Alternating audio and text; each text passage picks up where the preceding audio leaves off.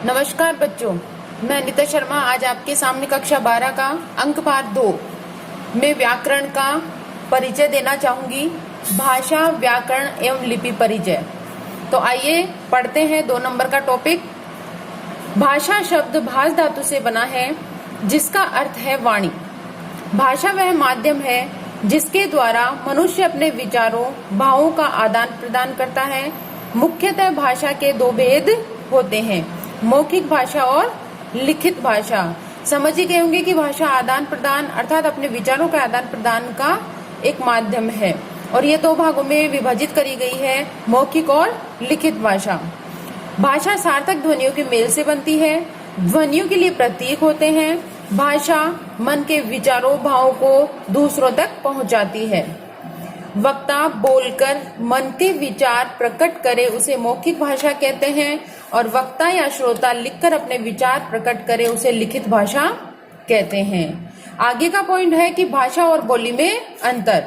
तो भाषा और बोली में क्या अंतर है? एक सीमित क्षेत्र में बोले जाने वाली भाषा के स्थानीय रूप को बोली कहा जाता है, जिसे उपभाषा भी कहते हैं। अर्थात भाषा का क्षेत्रीय रूप बोली कहलाता है, या कह सकते हैं कि बोली भाषा का अल्प विकसित रूप होता है। इसमें साहित्य की रचना प्राय नहीं होती। भाषा का सीमित, अविकसित, आम बोलचाल वाला रूप है, इसलिए इसका कोई व्याकरण नहीं होता, शब्दकोश भी नहीं होता और इसके विपरीत भाषा विस्तृत क्षेत्र में बोली जाती है, व्याकरण और शब्दकोश भी होता है एवं साहित्य रचना भी करी जाती है। तो सामान्य में दोनों में अंतर स्पष्ट हो जाता है।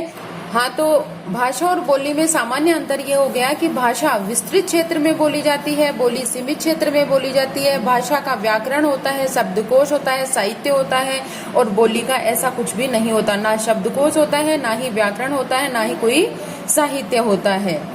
हिंदी की प्रमुख बोलियां आपके सामने नीचे हिंदी की प्रमुख बोलियां हैं जो हिंदी भाषा में ली गई है। पूर्वी हिंदी के अंदर आती है अवधी, बघेली, छत्तीसगढ़ी। पश्चिमी हिंदी में आती है खड़ी बोली, ब्रज, बांगरू, बुंदेली, कन्नौजी। और बिहारी के अंदर आती है मैथिली, मगही, भोजपुरी। राजस्थानी में आती है मेवाड़ी, मारवाड़ी, मेवाती, हाड़ौती और कुछ लोगों ने, विशेषज्ञों ने इसे ढूंढाड़ी भी माना है इसके अंतर्गत। और आगे आपके सामने है पहाड़ी, गढ़वाली, कुमायूनी और मंडियाली इन क्षेत्र में बोली जाती है।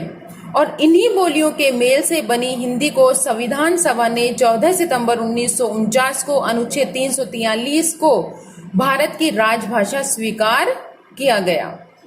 हिंदी भाषा और व्याकरण में क्या अंतर है और हिंदी भाषा और व्याकरण क्या है, इसके लिए कुछ एक छोटी सी परिभाषा है, इससे समझ में आ जाएगा हमको कि व्याकरण वह शास्त्र है जो भाषा के शुद्ध रूप व प्रयोग का ज्ञान कराता है, अर्थात शुद्ध रूप से लिखने व बोलने संबंधी नियमों की जानकारी देता है, वही व्याकरण होता है।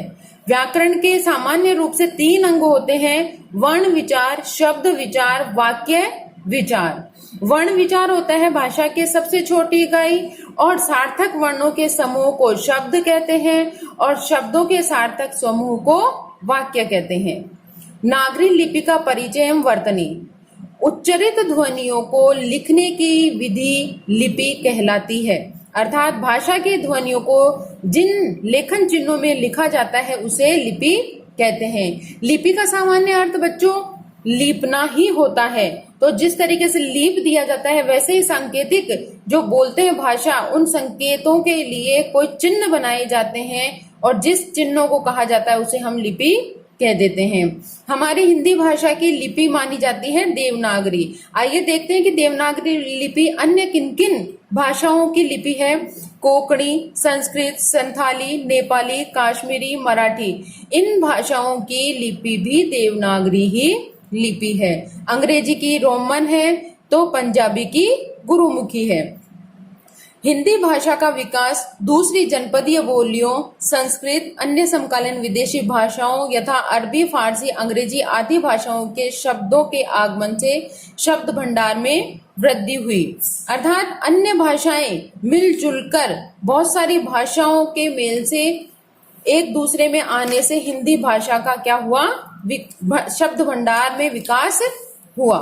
कुछ प्रश्न आपके सामने रखती हूँ, हो सकता है कि आपको अब बिल्कुल समझ में आ गया हो। देखो, पहला प्रश्न है भाषा किसे कहते हैं, तो हम आराम से बता सकते हैं कि भाषा भाष धातु से बना है जिसका अर्थ वाणी है, और भाषा वह माध्यम है जिसके द्वारा मनुष्य अपने विचारों भावों का आदान प्रदान करता है। भाषा और बोली में अंतर स्पष्ट कीजिए। तो सामान्यतः भाषा और बोली में अंतर मैं पहले भी समझा चुकी हूँ कि भाषा विस्तृत क्षेत्र में बोली जाती है। भाषा के लिए व्याकरण होता है, भाषा के लिए शब्दकोश होता है, भाषा में साहित्य रचा जाता है, लेकिन बोली में ना कोई शब्दकोश होता है, ना व्याकरण रचा जाता है, और ना ही वह विस्तृत क्षेत्र में बोली जाती है, बल्कि एक छोटे और सीमित क्षेत्र में बोली जाती है। इसको उपभाषा भी कह देते हैं। व्याकरण किसे कहते हैं, तो व्याकरण के लिए सीधी सी परिभाषा दे रखी है मैंने कि व्याकरण वह शास्त्र है जो भाषा के शुद्ध रूप व प्रयोग का ज्ञान कराता है, अर्थात शुद्ध रूप से लिखने व बोलने संबंधी नियमों की जानकारी देता है। हिंदी ने अपना शब्द भंडार विकास किस प्रकार किया, तो हिंदी ने अपना विकास दूसरी जनपदीय भाषाओं से, बोलियों से किया, जैसे संस्कृत, अन्य समकालीन विदेशी भाषाएं जैसे अरबी, फारसी, अंग्रेजी आदि भाषाओं से जो आगमन हुआ हिंदी के अंदर, उनसे इसका शब्दों का भंडार हुआ। व्याकरण के अंगों के नाम लिखे तो मैं पहले बता चुकी हूँ कि व्याकरण के 3 अंग होते हैं, वर्ण विचार, शब्द विचार और वाक्य विचार। धन्यवाद बच्चों, आशा करती हूँ कि तुम्हें ये पसंद आएगा और ये 2 नंबर आपके 5 मिनट में कंप्लीट हो जाएंगे।